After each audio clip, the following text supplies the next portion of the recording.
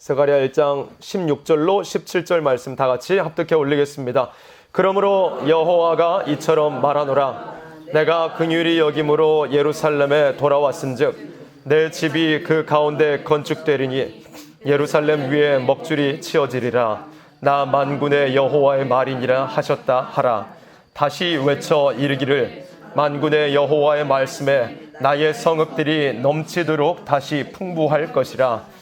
여호와가 다시 시온을 안위하며 다시 예루살렘을 택하리라 하셨다 하라. 아멘. 스가랴 1장 16절로 17절 말씀입니다. 하나님께서 스가랴 선지자를 통해서 이렇게 말씀을 전하라라고 이렇게 말씀의 내용을 스가랴 선지자에게 알려주시는 그런 내용입니다. 그런 이 맥락 가운데 있습니다. 16절로 17절의 말씀이.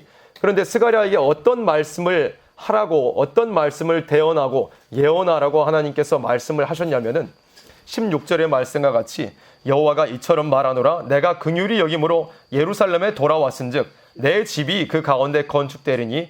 내 집이라는 것은 뭐예요? 하나님께 예배를 드리고 제사를 드리는 거룩한 처소, 거룩한 성전, 하나님의 집이 그 가운데 건축되리니 예루살렘 위에 먹줄이 치어지리라. 나 만군의 여호와의 말이니라 하셨다 하라라고 하나님께서 스가랴 선지자에게 어떤 것으로 어떤 내용으로 예언하고 대언해야 할지 이렇게 말씀을 알려주신 거예요. 그런데 예루살렘 위에 먹줄이 치어진다? 그리고 이 예루살렘에 돌아왔은즉 내 집, 곧 하나님의 성전이 그 가운데 건축된다. 예루살렘 가운데서 하나님의 성전이 건축될 것이다 라고 말씀을 하셨습니다. 그리고 예루살렘 위에 먹줄이 치어지리라 라고 말씀을 하셨어요. 먹줄이라는 것은 여러분들 다 아실 겁니다. 건물을 지어 올려내기 위해서는 이러한 먹줄, 다른 이 성경적인 표현을 하면은 다림줄이라는 것이 필요합니다. 벽돌 하나를 쌓아 올리기 위해서도 집의 규격과 형태를 바로 잡아 나가기 위해서는 반드시 먹줄이라는 것이 필요합니다. 건축에 필요한 것이 바로 먹줄이라는 것입니다. 하나님께서 예루살렘 위에 먹줄이 치어져야 될 것이다 라고 말씀을 하셨습니다.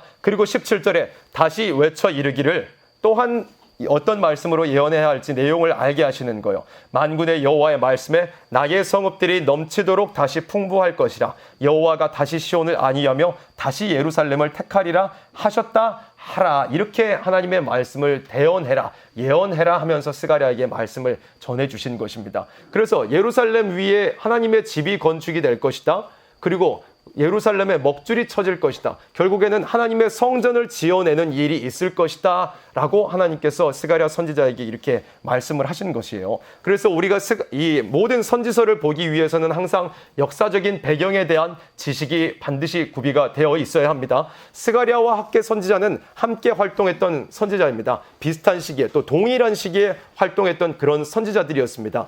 하나님께서 다윗을 택하시고 사울을 대신하여서 다윗을 택하시고 다윗을 통하여서 그리스도의 왕국을 예표하는 이러한 이스라엘을 하나님께서 다윗을 통하여서 세우셨습니다. 그러나 그 다윗의 아들 솔로몬의 범죄로 말미암아서 이스라엘 왕국이 남쪽과 북쪽으로 분열이 되게 되는, 두 나라로 분열이 되게 되는 그러한 일이 있게 되었습니다. 북쪽 이스라엘이라고 하는 그 나라는, 북쪽에 처했던 이 열지파라는 이러한 사람들은 진작 시작부터, 나라가 시작됨으로부터 시작해서 우상을 섬기고 하나님의 진노를 촉발하는 그러한 행동들만 하는 지도자들이 세워졌었고, 그 백성들의 모습도 다 그런 우상 숭배를 포함한 부패한 생활을 하고 있었습니다. 그로 말미암아서 이 북쪽 이스라엘은 722년에 이 아수르에게 멸망을 당하고 말았습니다. 그리고 그로부터 한 140년 가량의 시간이 흐른 뒤에 남쪽 유다도 마찬가지로 우상 숭배를 포함한 여러 가지 부패들로 말미암아서 하나님께서 북방의 바벨론의 세력들을 들여다가 참혹한 진노의 상황에 처하게 하셔서 결국에는 성전까지도 다 함께 소화돼 버렸다, 불타버리는 그러한 재앙을 맞이하게 되었습니다. 나라가 망해버린 것입니다. 그래서 그러한 과정 가운데서 바벨론이라는 나라에 70년 동안 포로의 생활을 하게 하셨어요. 그 먼 나라로 하나님께서 끌려가서 포로의 생활을 하게 하셨습니다. 그런데 예레미야 25장, 29장 말씀을 통하여서, 또한 이사야 44장, 45장 말씀을 통하여서 이미 예언하신 대로 동방의 고레스를 통하여서 70년의 기간이 찬 후에 이렇게 이스라엘 백성들, 유다 백성들이 해방되어서 다시 자기들의 고토, 원래 하나님을 섬기고자 이렇게 거룩한 성전이 세워져 있었고 함께 그 주변에 살았던 예루살렘 땅으로, 유다 땅으로 70년 만에 해방을 받아서 돌아오게 되는 일이 있었습니다.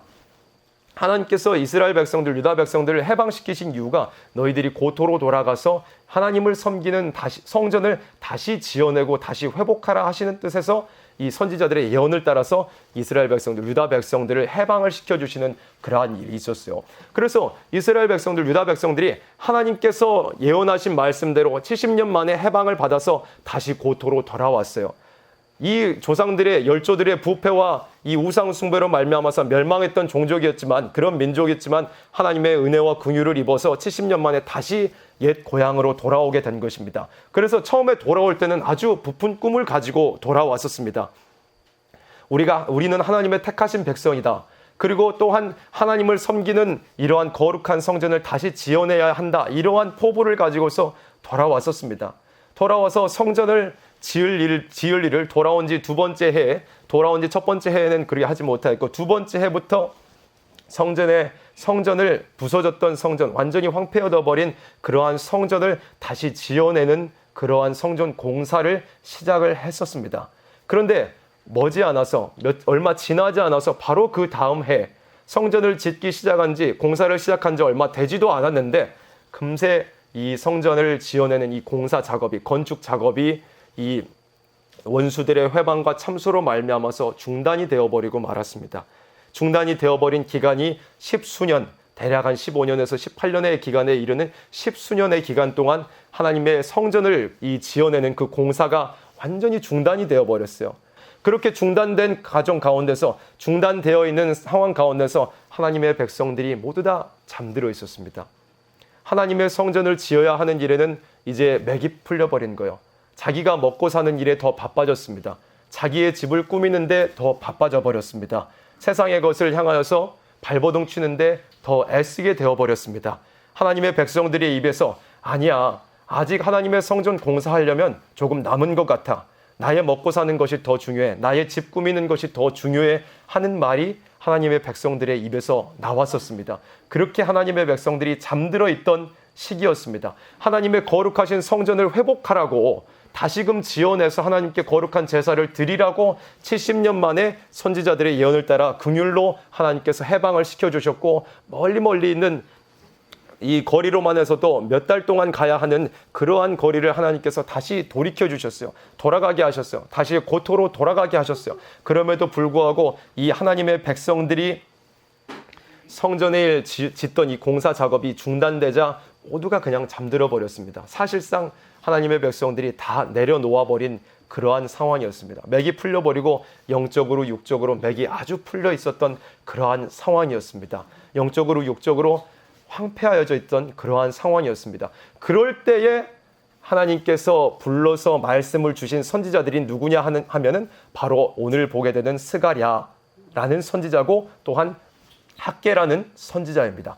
하나님께서 학개와 스가랴라는 선지자를 하나님께서 부르셔서 너희들, 하나님의 백성들, 성전을 다시 지어내기 위해서 70년 만에 해방을 시켜놓은 너희 하나님의 백성들, 성전 공사 작업이 중단되었다고 해서 너희들이 그렇게 가만히 앉아 있었어야 되겠느냐? 영적으로 그렇게 황폐해져 있었어야 되겠느냐? 또한 성전 공사 또 15년, 10수년의 기간이 중단되어서 성전마저도 황폐되어 있어야 되겠느냐? 영적으로 육적으로 너희들이 그렇게 황폐되어 있었어야 되겠느냐? 하시면서 학개와 스가랴를 통해서 하나님의 백성들에게 말씀을 대언하게 하시는 그러한 일이 있었습니다. 그래서 에스라 5장 말씀에는 이렇게 기록을 했습니다. 선지자들, 곧 선지자 학개와 이도의 선자 학개와 스가랴가 이스라엘 하나님의 이름을 받들어 유다와 예루살렘에 거하는 유다 사람들에게 예언하였더니, 잠들어 있었던 유다 사람들에게 예언하는 일이 있었습니다. 이에 스알디엘의 아들 스룹바벨과 요사닥의 아들 예수아가 일어나 하나님의 전 건축하기를 시작하며 하나님의 선지자들이 함께하여 돕더니, 어떻게 했어요? 학개와 스가랴를 하나님께서 부르셔서 그 정치적인 지도자였던 스룹바벨과 종교의 지도자였던 대제사장 여호수아를 다시금 일으켜 세우시는 일을 하게 하셨어요. 어떻게? 선지자 학개와 스가랴라는 선지자를 통해서 그들에게 말씀을 전하게 하셨던 거예요. 잠들어 있는 하나님의 백성들, 성전을 지어야 될 그러한 사명을 맡았음에도 잠들어 있는 하나님의 백성들에게 학개와 스가랴라는 두 선지자를 보내어서 다시금 거룩한 흥분과 격동과 각성을 주시고 너희들이 맡았던 사명을 다시금 환기시켜주는 그러한 사명을 감당하게 하신 일이 있었습니다. 그러한 사명을 맡았던 사람들이 바로 학개와 스가랴라는 선지자들이었습니다. 다시 본문으로 돌아와서 살펴보도록 하겠습니다. 16절로 17절 말씀 다시 한번 살펴보도록 하겠습니다.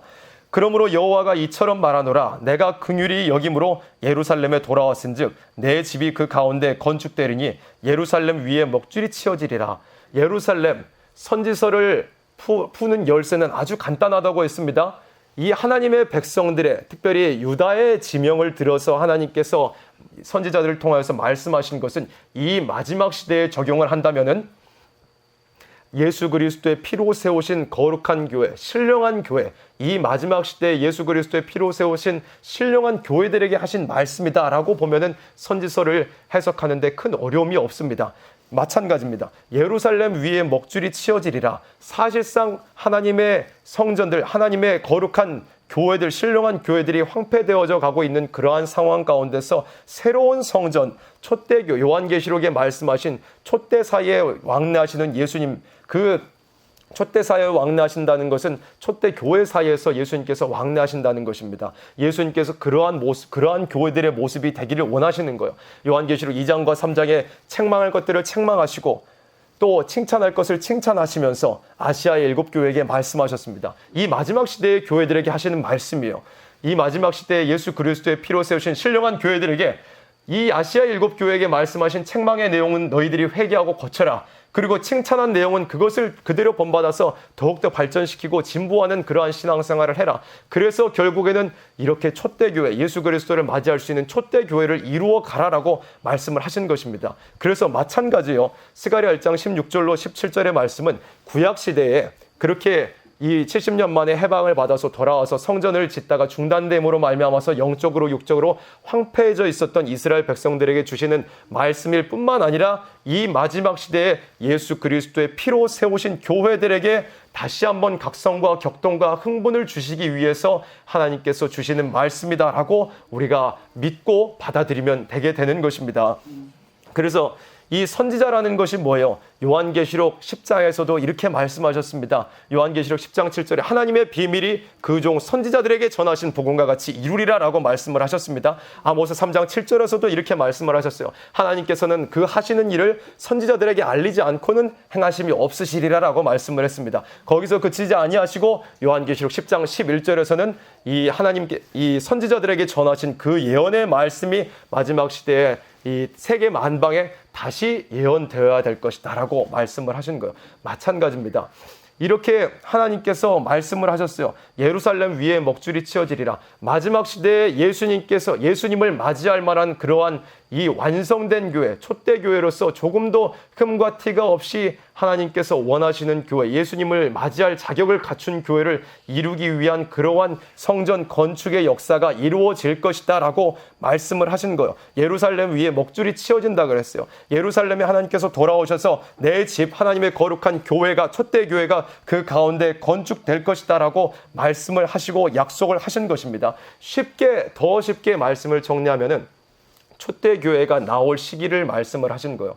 촛대교회가 나올 시기에 앞서서 많은 사람들이, 많은 기독교인들이 잠들어 있는 상황 가운데서 마치 구약 이스라엘이 잠들어 있던 그러한 상황 가운데서 학개와 스가랴를 보내신 것처럼 이 마지막 시대에도 다시 예언할 사명을 맡은, 선지자의 사명을 맡은 우리들에게 이러한 말씀을 주시는 거예요. 잠들어 있는 교회들에게 너희들이 가서, 잠들어 있는 성도들에게 가서 각성과 격동과 흥분을 주어라 라고 말씀을 하시는 거예요. 다시 예언하는 기간이 언제라고 말씀을 했습니까? 요한계시록에서 전 3년 반의 기간입니다. 전 3년 반의 기간이 시작될 그 무렵에 하나님께서 촛대교회를 이루게 하시고 또한 다시 예언하는 선지자들을 보내시는 일이 있게 되는 것입니다. 그래서 스가랴 1장의 말씀은 이 학개와 스가랴가 어떠한 상황 가운데서, 어떠한 배경 가운데서 잠들어 있는 하나님의 백성들을 깨우치는 사명을 했는가? 그러한 배경이 이 마지막 시대에도 똑같이 반복이 되는 거예요.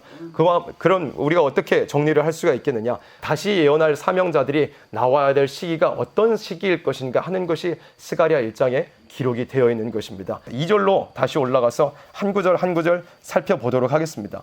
그래서 스가랴 1장의 말씀은 마지막 시대에 선지자의 사명을 맡은 사람들이 등장을 해야 될 시기, 선지자의 사명을 맡은 사람들이 어느 시기가 되면은 잠들어 있는 하나님의 백성들을 깨울 시기가 되느냐, 그 시기가 언제인가, 그 정확한 시기가 언제인가. 더 쉽게 말하면 전 3년 반이 시작되기 전의 징조가 무엇인가 하는 게 이 스가랴 1장에 기록이 되어 있는, 전 3년 반의 기간이 시작되기 전에 징조가 무슨 일이 있을 것인가, 징조가 무엇인가 하는 것이 스가랴 1장에 기록이 되어 있어요. 전 3년 반의 시작이 선지자들의 사명을 시작할 시기잖아요. 두 증인으로서 사명을 시작할 시기가 전 3년 반의 시작과 동시에 함께 출발이 되는 것이기 때문에 간단하게 더 정리를 하면은 전 3년 반의 기간이 시작되기 전에 어떠한 징조들이 있게 될 것인가 하는 것을 말씀을 하신 것입니다. 2절에 나 여호와가 무리의 열조에게 심히 진노하였느니라.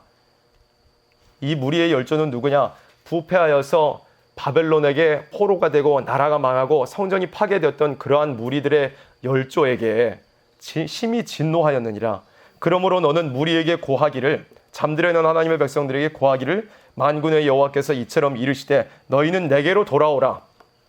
나 만군의 여호와의 말이니라. 그리하면 내가 너희에게로 돌아가리라. 나 만군의 여호와의 말이니라. 너희가 이제는 내게로 돌아오라라고 말씀하셨습니다. 그러면 내가 너희에게로 돌아가리라라고 말씀을 하신 것입니다. 안타까운 심정으로 하나님께서 말씀하셨습니다. 4절에 너희 열조를 본받지 말라. 옛적 선지자들이 그들에게 외쳐가로되 만군의 여호와께서 말씀하시기를 너희가 악한 길 악한 행실을 떠나서 돌아오라 하셨다 하나 그들이 듣지 않고 내게 귀를 기울이지 아니하였느니라. 나 여호와의 말이니라. 너희 열조가 어디 있느냐? 선지자들이 영원히 살겠느냐? 내가 종 선지자들에게 명한 내 말과 내 전례들이 어찌 내 열조에게 임하지 아니하였느냐? 그러므로 그들이 돌쳐 이르기를 만군의 여호와께서 우리 길대로 우리 행위대로 우리에게 행하시려고 뜻하신 것을 우리에게 행하셨도다 하였다 하셨느니라 하라. 하나님께서 하나님의 백성들에게 말씀을 하신 거예요. 이 말씀이 뭐예요? 스가랴를 통하여서 잠들어 있는 유다 백성들에게 말씀을 하시는 거예요. 아니 너희 열조를 한번 생각을 해봐라. 너희 열조들이 어떻게 망했는 것을 너희들이 알지 못하느냐.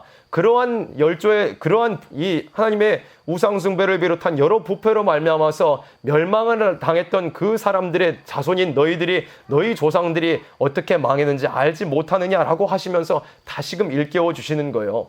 어떻게 이스라엘과 유다가 망했습니까? 우상 숭배를 비롯한 여러 가지 부패로 망했는데 이방과 타협하는 일도 있었습니다. 여러 가지 우상을 섬기는 일도 있었습니다. 북방의 세력을 의지하기도 하였고 남방의 세력을 의지하기도 하였습니다. 강대국들을 의지하면서 하나님을 대신해 세상의 세력들을 의지하는 일도 있었습니다. 또 하나님께서 이루어 가시는 일에는 무관심한 하나님의 백성들이었습니다. 그리고 하나님께 드리는 예배를 번패스럽게 여기면서 제사를 엉망진창으로 만들었던 것이 바로 멸망했던 이 말씀을 듣고 있는 무리의 열조들이었습니다. 하나님께서 수많은 기회를 주시고 선지자들을 보내셔서 말씀을 하셨습니다. 암탉이 제 새끼를 날개 아래로 모음같이 하나님께서 너무나 많은 선지자들을 보내어서 하나님의 백성들을 권고하시고 또한 쳐서 예언하시는 일이 있었습니다. 그럼에도 불구하고 역대하 36장 16절 말씀에 기록한 대로 그 백성이 하나님의 사자를 비웃고 말씀을 멸시하며 그 선지자를 욕하여 여호와의 진노로 그 백성에게 미쳐서 만회할 수 없게 되하였으므로 라고 말씀했습니다. 하나님의 백성들이 부패함으로 말미암아서 우상 숭배로 말미암아서 하나님께 대한 말씀을 잊어버리고 하나님께서 주시는 말씀을 잊어버리고 그렇게 부패한 상황 가운데서 멸망으로 돌아갔던 것이 이스라엘의 유다의 역사였습니다. 또 다니엘 선지자는 이렇게 기록했습니다. 이러므로 이러한 우상 숭배를 포함한 부패로 말미암아서 이러므로 여호와께서 이 재앙을 간직하여 두셨다가 우리에게 임하게 하셨다고 말씀을 했습니다. 하나님께서 그 재앙을 간직하여 두셨다가 쏟아 부어버렸다고 말씀을 하신 것입니다. 그 무리의 열조들이 이렇게 망했었습니다. 마찬가지입니다. 지금 마지막 시대에 이 말씀이 어떻게 적용이 될 것인가? 이 구약 이스라엘과 유다가 망했던 그러한 부패의 모습들, 우상 숭배를 비롯한 여러 가지 부패의 모습들이 지금 이 마지막 시대의 교회들 가운데도 존재한다라고 말씀을 하신 것입니다. 스가랴 선지자를 통해서 주시는 말씀의 본질적인 의미, 본질적으로 지치가는 대상이 바로 신령한 교회, 지금 이 마지막 시대의 인간 종말에 세워진 교회들을 향하여서 말씀을 하신 거예요. 구약 이스라엘과 유다가 망했던 그러한 부패의 모습들이 이 마지막 시대에 예수 그리스도의 피로 사신 교회들 가운데도 다 존재하고 있다라고 말씀을 하시는 것입니다. 교회들이 지금 실제로 얼마나 많이 부패하여 있습니까? 사상적으로 어떠한 존재와 싸워야 될지도 알지 모르고 다 모두가 영적으로 육적으로 잠들어 있으며 예배를 범패스럽게 여기고 전염병을 핑계로 예배를 자의적으로 패하는 그러한 교회들도 너무나 많이 있습니다. 또한 많은 교회들이 물질적으로 부패해 있고 또한 공산 사상과 싸우지 않으며 세상 문화에 젖어 들어가면서 음녀와 같은 그러한 행동을 벌여내고 있는 것입니다. 이 구약 이스라엘과 유다가 망해 있었던 그러한 상황을 그대로 답습을 하고 있는 것입니다. 그대로 반복을 하고 있는 것이요. 그래서 이러한 상황 가운데서 하나님께서 스가랴와 학개 선지자를 보내신 것처럼 이 마지막 시대에 다시 예언할 사명자들도 마찬가지로 이러한 교회의 부패들 가운데서 선지자의 사명을 맡은 사람들이 일어나서 그러한 부패를 쳐서 예언하고 돌이켜내야 될 그 부패한 가운데서도 혹여나 택하신 생명들이 있을까 마지막 기회로서 예언하는 일이 있게 될 것이다 라고 말씀을 하신 거예요. 전 3년 반이 들어가기 전에 징조가 첫 번째가 무엇이냐? 여기서 말씀한 것처럼 2절로 6절의 말씀, 교회가 극도로 부패하는 일이 있게 될 것이다. 구약 이스라엘과 유다가 하나님의 진노를 맞아서 도무지 만회할 수 없을 만큼 하나님의 백성들의 죄악이 하늘에 사무쳐서 이 하나님의 진노를 만회할 수 없을 만큼 부패가 골이 깊어지는 그러한 일들이 이 마지막 시대에도 있게 될 것이다 라고 말씀을 했습니다. 교회의 부패는 지금 이루 말할 것도 없습니다. 나열하면 시간이 부족할 정도로 교회들이 많이 부패해 있는 그러한 상황입니다. 이것이 바로 첫 번째 전사년 반에 들어가기 전에 징조입니다. 정사년 반에 들어가기 전에 있을 징조. 교회들이 부패하는 일이 심히 부패하는 일이 있게 될 것이다. 하나님의 진노를 촉발하는 그러한 부패의 상황에 수많은 교회들이, 대부분의 교회들이 처하게 될 것이다 라고 말씀을 하신 것입니다. 그리고 7절 이후에는 전 3년 반에 들어가기 전에 있을 징조의 두 번째, 그러니까 이렇게 학개와 스가랴와 같이 하나님의 백성들을 일으켜 세울 선지자들이 본격적인 다시 예언하는 사명을 감당하기 전에 있을 징조의 두 번째가 무엇이냐? 거짓 평화의 시기가 올 것이다 라는 것입니다. 거짓 평화의 시기가 올 것이다 라는 것입니다. 7절 말씀 보도록 하겠습니다. 다리오 왕 2년 11월 곧 스바돌 24일에 이또의 손자 베레가의 아들 선지자 스가랴에게 여호와의 말씀이 임하여 이르시니라. 조금의 기간이 지났습니다. 스가랴에게 말씀이 다시 한번 임하는 일이 있었습니다. 이번에는 스가랴가 환상을 보았습니다. 이상을 보았습니다.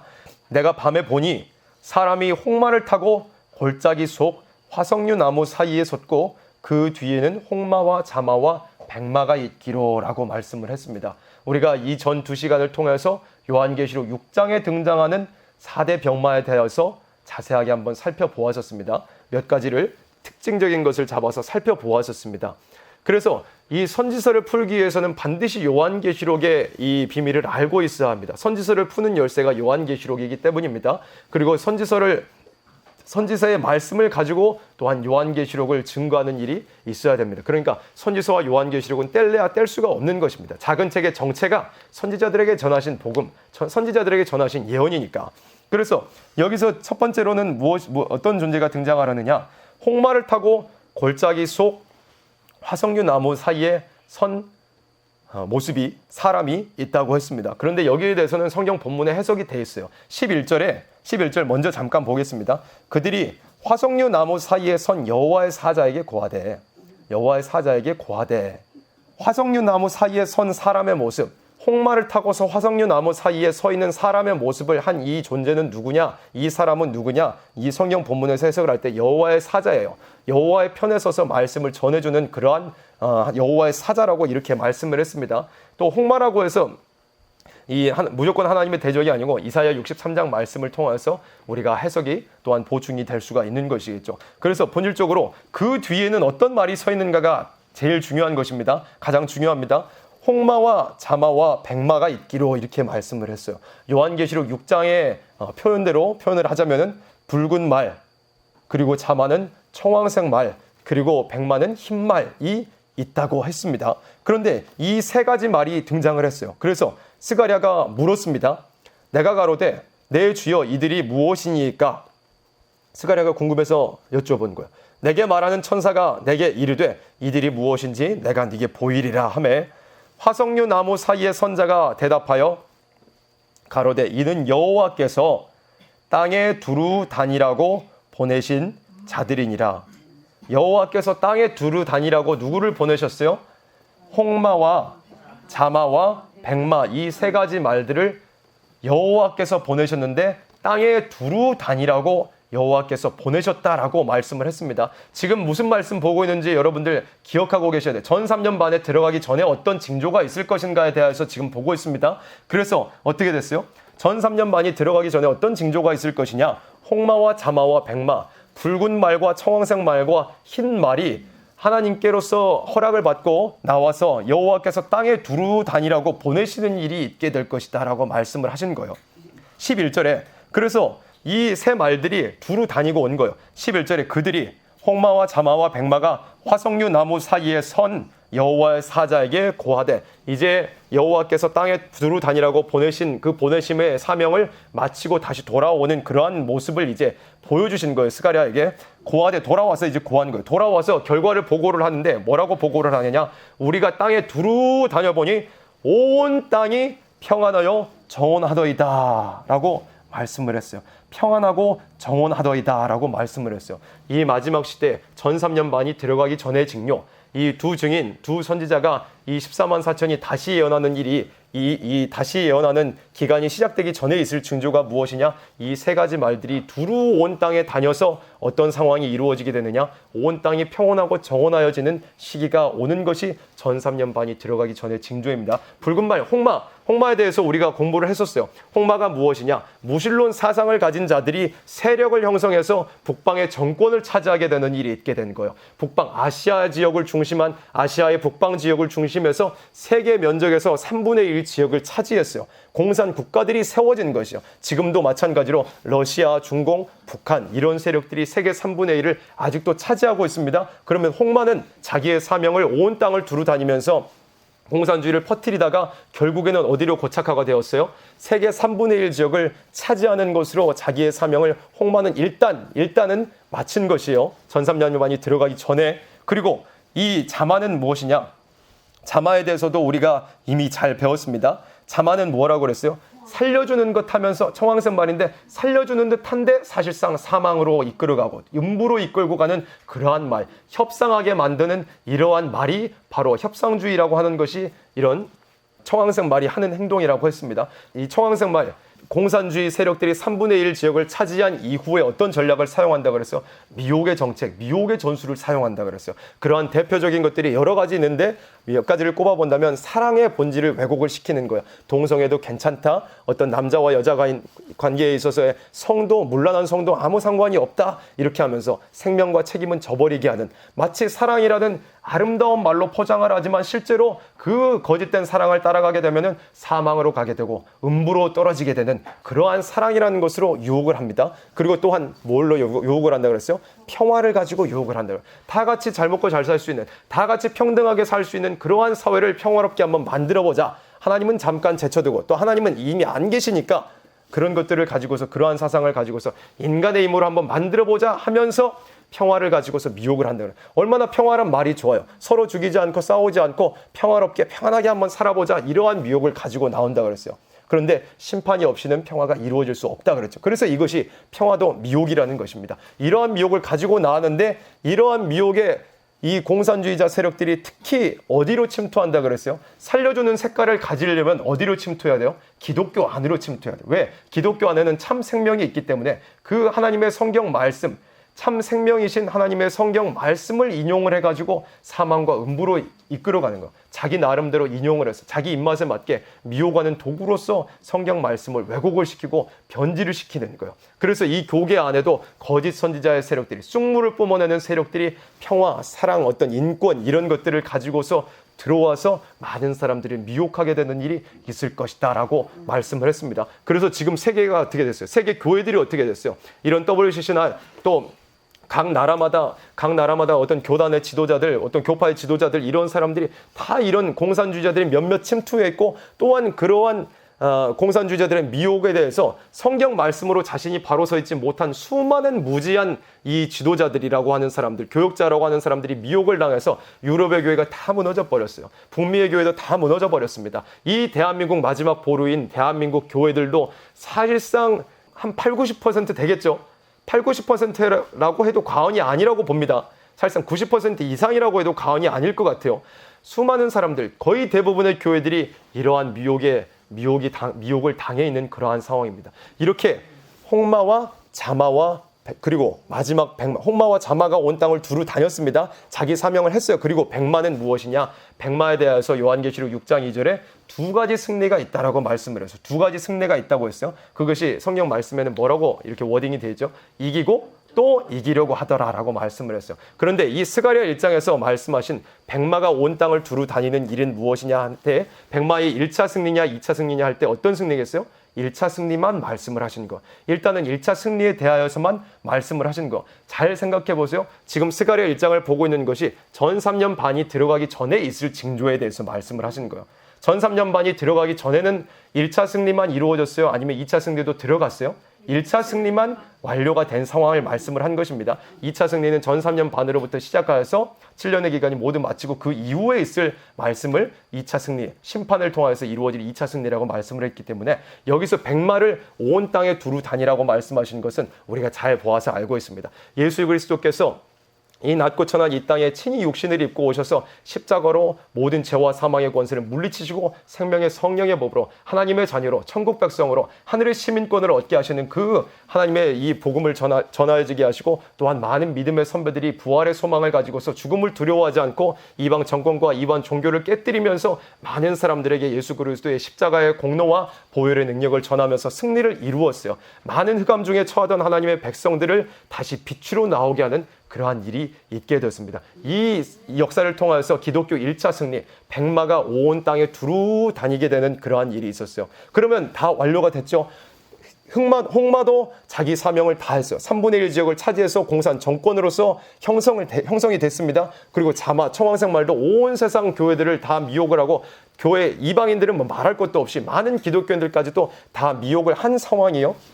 그리고 백마도 어떻게 해요? 이 유럽을 복음화시키고 또한 북미를 복음화시키고 결국엔 2000년이라는 기간이 흘러서 이 동방 땅끝 대한민국까지, 세계 온 땅끝까지 복음이 편만하게 전해지는 그러한 사명을 첫 번째 1차 승리를 통해서 마친 그러한 상황이에요. 그러면 이 세 가지 말들이 자기의 사명들을 일단 어느 정도 다 마친 상태예요. 그 상황이 왔을 때 어떤 일이 있게 될 것이냐?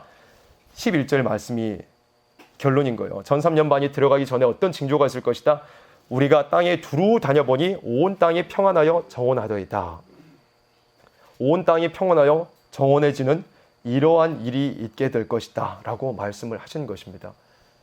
우리가 요한계시록 7장 말씀을 통하여서도 보아서 알고 있습니다. 요한계시록 7장에 뭐라고 말씀했어요? 우리가 우리 종들의 이마에 인치기까지 땅이나 바다나 각종 나무나 해하지 말라 하더라 라고 말씀을 했습니다. 어떻게 해서요? 중동 유브라데에 있는 내 바람을 붙잡아서 인 다치기까지 그러한 바람들을 묶여있게 할 것이다 라고 말씀을 했어요. 전쟁의 바람이 일어나지 못하도록.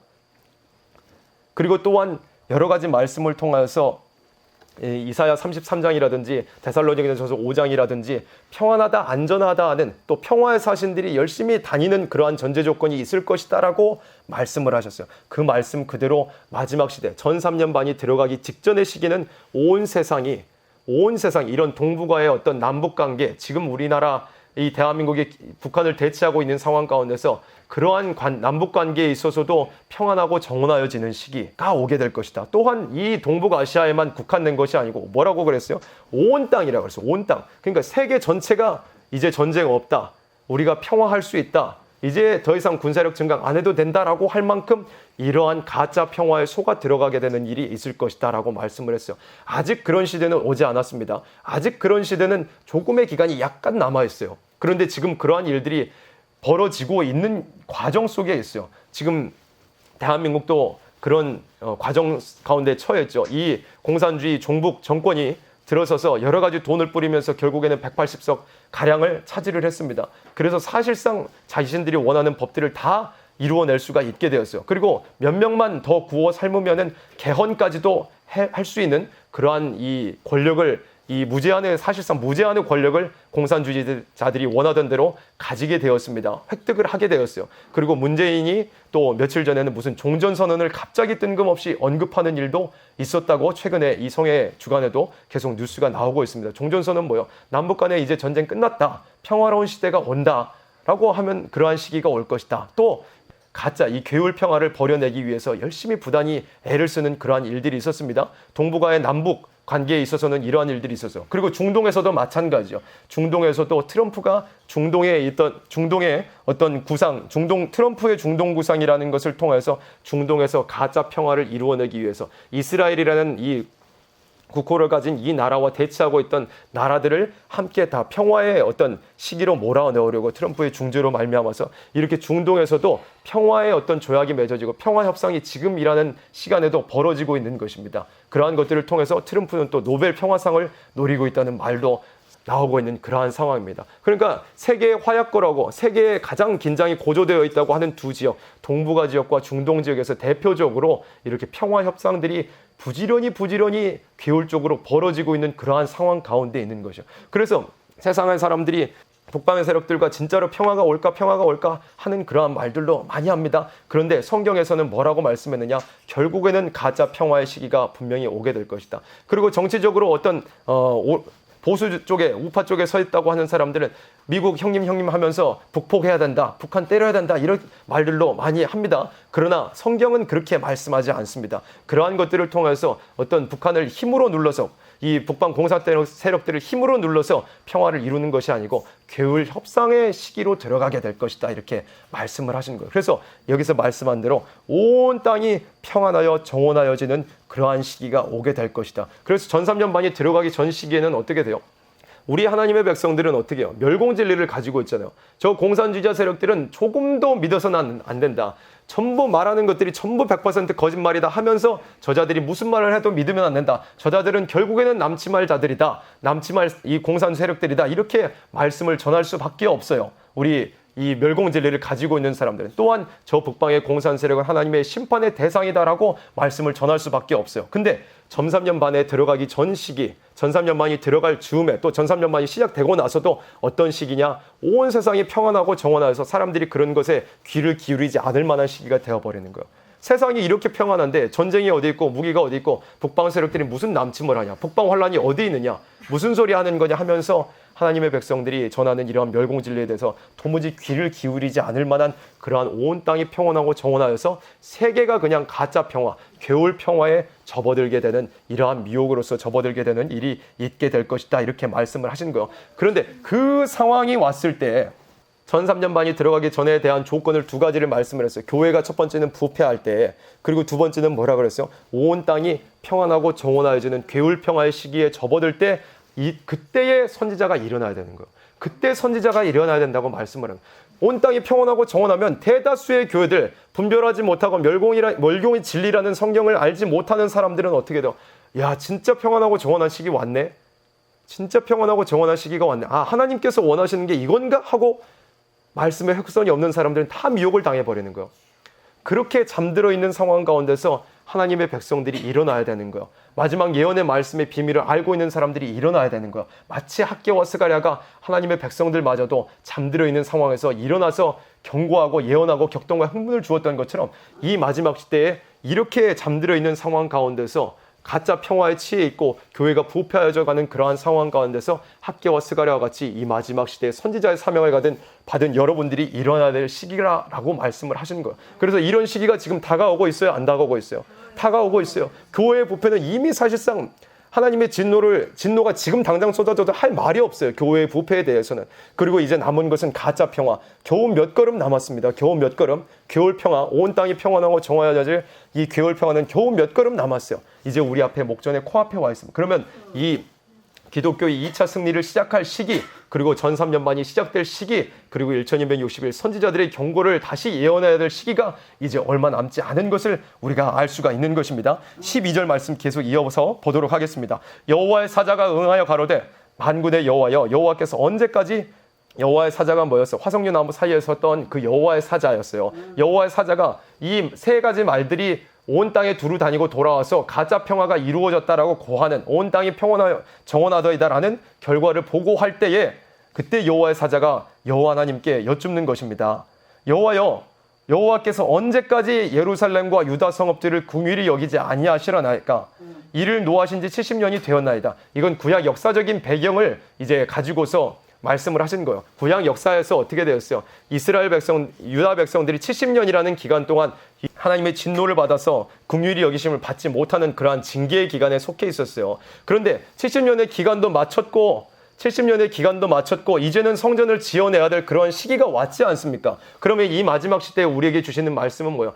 초대교회를 이루어 가야 할 그러한 시기가 왔지 않습니까? 하는 그러한 물음들이 이제 나와야 되는 거예요. 가짜 평화가 이루어져 가는 가운데 더 보겠습니다. 여호와께서 내게 말하는 천사에게 선한 말씀, 위로하는 말씀으로 대답하시더라. 이렇게 말씀을 전해주셨습니다. 하나님께서 정하신 때가 올 것이니까 선한 말씀, 위로하는 말씀으로 대답을 해주셨어요. 그 다음에 이제 나옵니다. 14절에 내게 말하는 천사가 내게 이르되, 천사가 하나님의 말씀을 대언합니다. 스가랴에게 어떤 말씀으로 예언해야 될지 말씀을 전해주는 거예요. 너는 외쳐 이르기를, 스가랴야 너는 이렇게 외쳐라, 선지자야 너는 이렇게 외쳐라 라고 말씀을 하시는 거예요. 여호와의 말씀에 내가 예루살렘을 위하며 시온을 위하여 크게 질투하며 15절에 안일한 열국을 심히 진노하나니 나는 조금만 노하였거늘 그들은 힘을 내어 고난을 더하였음이니라. 안일한 열국, 온 세상이 가짜 평화에 취해 있을 것이다 라고 말씀을 했어요. 그리고 이 가짜 평화에 취해 있는 상황이 뭐냐면, 사실상 가짜 평화에 취해 있다는 것, 이 꼴은 뭐냐면, 동일한 말씀이 무슨 뜻이냐면 최고의 부패에 가라앉아 있다는 뜻이에요. 최고로 잠들어 있다는 거예요. 가짜 평화에 취해 있다는 말씀이 하나님을 잊어버린 자본주의, 무신론의 미혹을 당한 이러한 교회들, 그러한 것들을 말씀을 하시는 것입니다. 그래서 안일한 열국에 대해서 하나님께서 심히 진노하신다고 말씀을 했어요. 이러한 안일한 열국을 하나님께서 선지자들 보내서 깨우라고 말씀을 하시는 거예요. 너희 그렇게 안일하게 잠겨 있다가는 영적으로 육적으로 그렇게 황폐하여져서 찢기같이 푹 가라앉아 있다가는 하나님의 진노를 받을 것이다. 그러니까 스가랴에 너는 가서 고하라. 또 이 시간 우리들에게는 너희 선지자의 사명을 맡은 사람들아, 하나님의 백성들에게 가서 고하라. 열국에 가서 전해라. 너희들 그렇게 가라앉아 있으면 안 된다. 예수님께서 다시 오셔서 새 시대를 이룰 시기가 가까웠는데 너희들이 첫대교회는 뒷전으로 하고 하나님께서 이루시는 일은 개의치 않고 관심치 않고 그렇게 잠들어 있어야 되겠느냐 하는 그러한 선지자의 말씀을 대언하라. 이렇게 하면서 스가랴에게 말씀을 주시는 것입니다. 그래서 이 마지막 시대에 우리에게 또한 필요한 것이 무엇이냐? 우리 안에 있는 이 안일함을 이기기 위해서 발버둥을 쳐야 되는 거예요. 발버둥을 쳐야 돼요. 마태복음 25장에 열처녀의 비유를 예수님께서 말씀하셨습니다. 예수님을 맞이한, 신랑을 맞이할 5처녀, 슬기로운 5처녀마저도 밤이 깊은 와중에 함께 졸고 있었어요. 기름을 준비했음에도 불구하고 완전히 깨어있지 못했어요. 그래서 안일함을 이겨내기 위해서 발버둥을 치는 것이, 발버둥을 먼저 쳐야 선지자의 사명을 감당할 수 있다. 이것이 이 안에, 이 말씀 안에 내포가 되어 있는 것입니다. 지금 이 마지막 시대라는 것은 특별히 이 믿음이라는 것, 신앙의 수준이라는 것이, 현상 유지라는 것이 성립할 수가 없는 시기예요. 붉은 용의 세력들이 온 땅을 꿰면서 흑암을 쏟아내고 있습니다. 무적행에서 올라온 연기 같은 연기가, 미혹의 흑암이 이 세상을 두루 덮고 있어요. 날이 갈수록 이 미혹이라는 것이 더 두터워져서 우리의 머리를 짓누르고 우리의 어깨를 짓누르고 우리의 영혼을 짓누르고 있습니다. 그래서 어제와 같은 신앙생활을 하려면, 어제와 같은 신앙의 수준을 유지를 하면 오늘의 흑암을 이겨낼 수가 없는 거예요. 어제보다 오늘 더 발전을 해야 내일의 흑암을 이겨낼 수가 있는 거예요. 지금 이 마지막 시대는 안일함을 이겨내기 위해서, 이 정도면 내가 신앙생활 잘하는 것 같아, 이걸로는 흑암을 이겨낼 수가 없는 시기가 되어버리는 거예요. 그 생각을, 내가 이 정도면 괜찮다라고 하는 것, 내가 이 정도 발전했으면 괜찮다라고 하는 그 생각 자체가 안일함에 빠져있는 방증입니다. 안일함에 대해서 하나님께서 크게 진노하신다라고 말씀을 하시는 거예요. 스가랴 선지자죠. 스가랴 4장에서 천사가 자기를 와서 깨우기를 자는 자가 깨우임 같다고 말씀을 했습니다. 스가랴 선지자마저도 그런 이 체험을 하게 하신 것이에요. 그래서 스가랴 선지자가 진짜 잠에서 완전히 깨어난 그 순간에 어떻게 되었어요? 순금등들을 바라보게 되었습니다. 순금등들을 바라보게 되었어요. 그래서 이러한 가짜 평화에 속지 않고 안일함에서 깨어나야 될 것을 이렇게 먼저 말씀을 하신 것입니다. 데살로니가전서에서도 말씀을 했어요. 이사야 33장에서도 말씀을 했어요. 가짜 평화에 속아 있는 너희들이 결국에는 평화의 선지자들이 슬피 곡하게 되는 일이 있게 될 것이다. 대적들이 조약을 파괴되는 일이 있게 됨으로 말미암아서 열국을 짓밟고 내려오는 일이 있게 될 것이다. 데살로니가전서 5장 3절에 저희가 평안하다 안전하다 할 그때에 가짜 평화 계열 평화에 취해 있는 그러한 상황 가운데서 잉태된 여자에게 해산 고통이 이름과 같이 멸망이 호련히 저희에게 이르니니 안일함에 빠져있는 교회와 하나님의 백성일지라도 전부 다 멸망이 호련히 이르게 될 것이다. 이렇게 말씀을 했습니다. 그러므로 우리는 다른 이들과 같이 자지 말고 오직 깨어 근신할지라라고 데살로니가전서 5장 6절에 이렇게 말씀을 했었습니다. 그래서 스가랴 1장 16절로 17절 말씀, 처음에 보았던 그 본문 말씀으로 다시 돌아왔습니다. 결론입니다. 하나님께서 계속 스가랴에게 여호와의 사자를 통해서 스가랴가 해야 될 말씀을 그 입에 넣어주시는 거예요. 그러므로 여호와가 이처럼 말하노라. 내가 긍휼히 여김으로 예루살렘에 돌아왔은즉 내 집이 그 가운데 건축되리니. 어떤 상황이라 그랬어요? 초대교회가 세워지기 위해서, 그로 말미암아 새시대가 세워지기 전에 어떤 징조들이, 교회들이 부패한 상황 가운데서, 온 세상이 가짜 평화에 취해 있는 상황 가운데서 이러한 하나님의 초대교회를 지어내는 역사가 일어나야 될 것이다 라고 말씀을 하신 거예요. 학개와 선지자를 통하여서 스룹바벨과 여호수아를 깨워내는 일이 있었어요. 그들이 예언함으로 말미암아서 정치 지도자들과 종교 지도자들이 일어나서 하나님의 거룩한 성전을 지어내는 공사를 다시 시작을 하는 일이 있었습니다. 그와 마찬가지로 선지자의 사명을 감당하여서 많은 하나님의 잠들어 있는 백성들을 깨워내서 하나님의 촛대교회를 이루어내고 새시대를 이루어내는 그러한 사명을 해야 될 것이다. 이렇게 말씀을 하시는 거예요. 예루살렘 위에 먹줄이 치어질 것이다. 나 만군의 여호와의 말이니라 하셨다. 라고 많은 생명들에게 전해라라고 말씀을 하시는, 촛대교회에 이루어가야 할 시기가 왔다. 예수님을 맞이해야 할 교회의 모습을 이루어야 할 그러한 시기가 왔다. 더 이상 그만 자고 이제 일어나라. 더 이상 그만 안일함에 빠져있고 이제는 좀 깨어나라 하는 선지자의 사명을 이렇게 말씀을 하신 거예요. 그 다음에 결론적으로 어떻게 말씀하셨어요? 17절에 다시 외쳐 이르기를, 다시 외쳐. 최종 결론입니다. 만군의 여호와의 말씀에 나의 성읍들이 넘치도록 다시 풍부할 것이라. 여호와가 다시 시온을 안위하며 다시 예루살렘을 택하리라 라고 말씀을 하셨습니다. 아름다운 촛대교회가 이루어지고 그로 말미암아서 아름다운 성도의 나라, 그리스도의 왕국, 천년왕국이 이 땅에서 이루어질 것이다 라는 말씀으로 이렇게 결론을 맺어주게 하신 것입니다. 그래서 말씀을 마무리하겠습니다. 정리하도록 하겠습니다.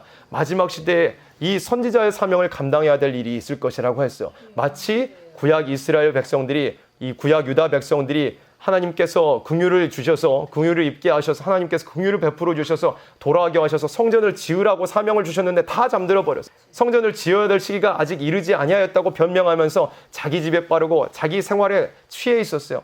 그저 치여 살고 있었던 하나님의 백성들이었어요.